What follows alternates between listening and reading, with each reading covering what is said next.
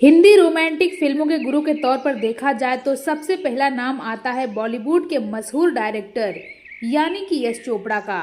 उनकी फिल्मों में जिस तरह से प्यार को दिखाया गया उससे ये साफ जाहिर होता है कि यश को मोहब्बत को लेकर समझ कैसी थी। वो बहुत ही गहराई से दिल की बातों को समझते थे और शायद इसीलिए उनकी फिल्मों में भी ये साफ दिखाई देता था। उनकी फिल्मों के किरदार आज भी सबकी यादों में गहराई से बसे हुए हैं। वहीं कहा जाता है कि यश की खुद की लव लाइफ भी काफी मजेदार रही।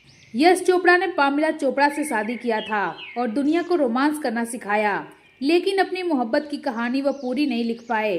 पत्नी पामिला से पहले यश किसी और के मोहब्बत के दीवाने थे। हालत ये थी कि यश ने एक्ट्रेस को 1000 बार प्रपोज किया था और वो एक्ट्रेस कोई और नहीं बल्कि मुमताज थी। 60 और 70 के दशक में मुमताज ने करोड़ों दिलों पर राज किया, जिनमें यश चोपड़ा का नाम भी शामिल है। मीडिया रिपोर्ट्स के अनुसार यश चोपड़ा मुमताज से बेपनाह मोहब्बत करते थे। दोनों का इश्क इस कदर परवान चढ़ा था कि उन्होंने प्यार में हर हद पार करने की कसम तक खा ली, लेकिन उनकी ये मोहब्बत मुकम्मल नहीं हो सकी। पिंक विला से बातचीत में एक्ट्रेस मुमताज ने बताया था कि यश का उनके घर आना जाना था। इसी दौरान उन्होंने कई बार उन्हें प्रपोज किया, कोई लगभग 1000 बार। वो अक्सर कहते थे, ए मोटी आई लव यू यार, मुझसे शादी कर ले। यश चोपड़ा और मुमताज के रिश्ते की बात जब यश के बड़े भाई BR चोपड़ा को पता चली तो वो इस शादी के लिए तैयार हो गए।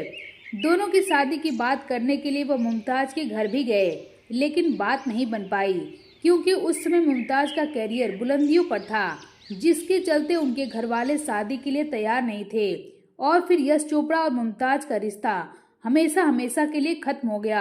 मुमताज से रिश्ता टूटने के बाद यश एक एग्जाम देने के लिए दिल्ली आए थे, जहां एक कॉमन फ्रेंड के माध्यम से उनकी मुलाकात पामिला से हुई। हालांकि उस समय पामिला ने यश में किसी भी तरह का इंटरेस्ट नहीं दिखाया, लेकिन यश उन पर फिदा हो चुके थे।